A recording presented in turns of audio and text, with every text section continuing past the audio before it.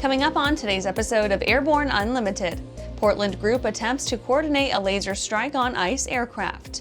VeriJet runs itself into Chapter 7. Duffy threatens to fire problem children in ATC sick callouts.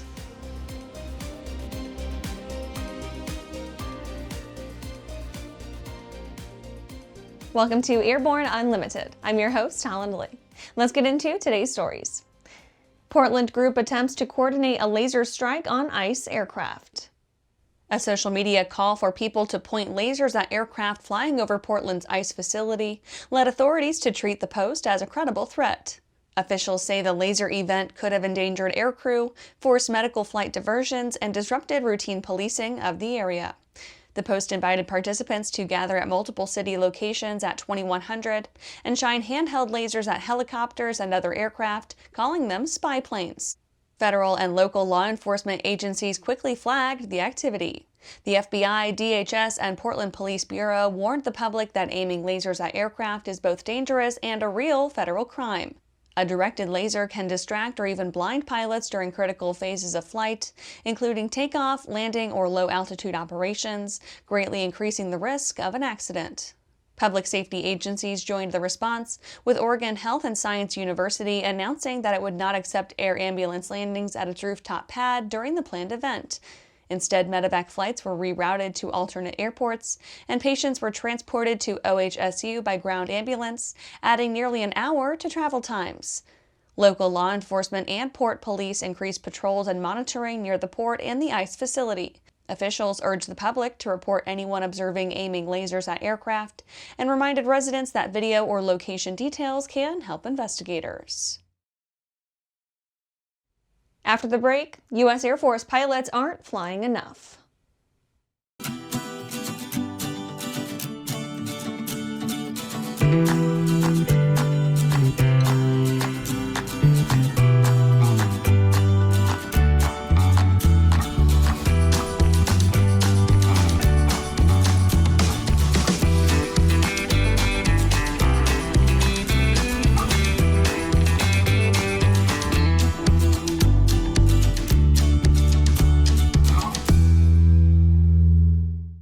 Are you ready to ace your FAA drone pilot knowledge test, get your remote pilot certificate, and start earning money?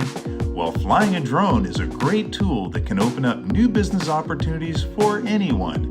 Realtor, insurance adjuster, videographer, or commercial weekend drone warrior, you need to fly legally.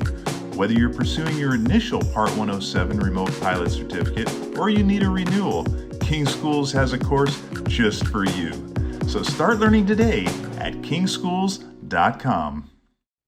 Welcome back. Now let's take a trip around the patch for some shorter stories. U.S. Air Force pilots aren't flying enough. The U.S. Air Force's next Chief of Staff nominee says pilots are flying too little to maintain proficiency, citing chronic issues with spare parts, aging aircraft, and supply chain delays. General Kenneth Wilsbach said that fighter pilots currently fly about 2 to 2.5 times per week, far short of what he sees as necessary, saying, quote, "That is not enough." Wilsbach was nominated by President Trump to succeed General David Alvin. He explained that aircraft availability has dropped to roughly half the fleet, with many jets grounded awaiting maintenance or parts. Atlanta back on its feet after its control tower was evacuated. Operations are back on track at Hartsfield-Jackson Atlanta International Airport after a strong gas smell led to a temporary evacuation of its ATC tower. A ground stop was in place while the controllers set up shop elsewhere. The FAA confirmed that the fire alarm was triggered around 1700, bringing operations to an immediate halt. Pilots were left holding short or circling while the controllers filed out.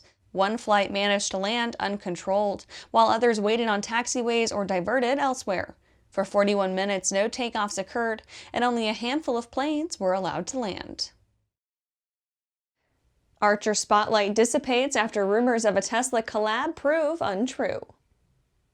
Archer Aviation's brief moment in the Tesla spotlight ended quickly. After days of social media buzz suggesting a possible partnership, Tesla's recent announcements came and went without a single mention of aviation.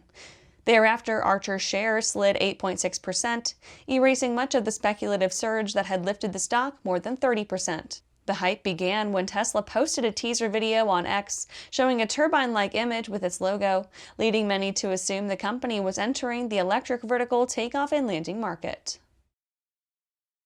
HapaJet sues over a 2024 crash that killed 2 pilots.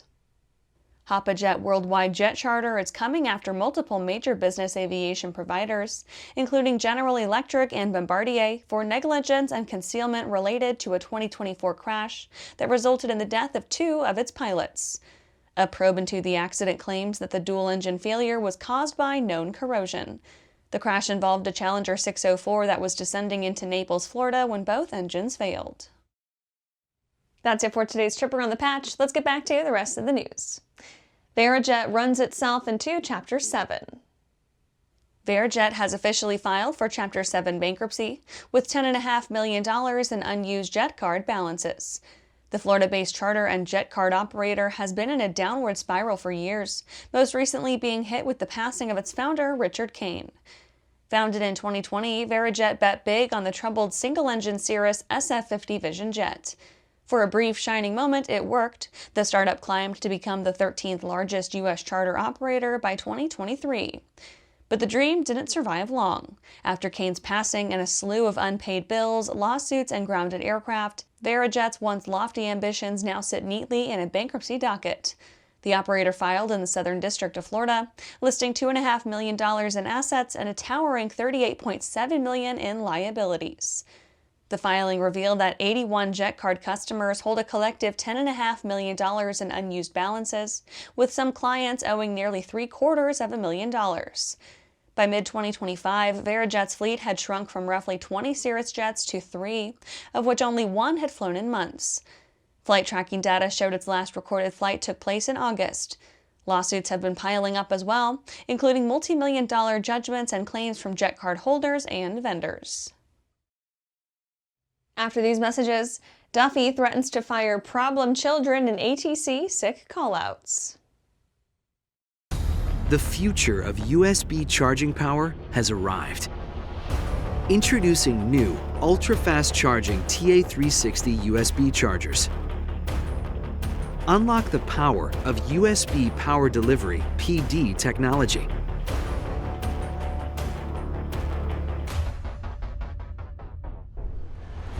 Max power.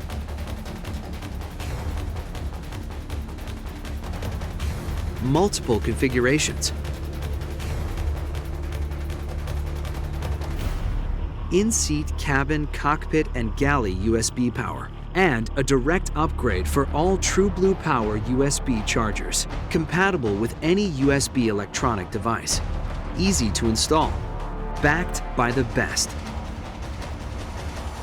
TrueBlue Power, the USB experts. For over 30 years, the massive Sport Plane Resource Guide has provided expert, credible information, evaluations, and critical analysis of all that the sport aviation world has to offer. The all-new digital Sport Plane Resource Guide is coming with extensive multimedia features that are constantly updated, an even more comprehensive online guide to all things sport aviation. Available soon. www.sportplane.com. Welcome back. Duffy threatens to fire problem children in ATC sick callouts. As the government shutdown drags into the double digits, air traffic control facilities across the country are reporting growing staff shortages, and Transportation Secretary Sean Duffy is running out of patience. 11 major airspace sectors were short on controllers to close out October 9th, including Chicago O'Hare, Newark, Boston Center, and Orlando. You don't need to be a pilot or work in the industry to see the results of these shortages. There have been ongoing delays and mounting frustration from both airlines and passengers. The FAA confirmed that several control towers and regional centers were operating below normal levels, though not all shortages led to major disruptions. Controllers can reroute flights to less congested airspace when possible.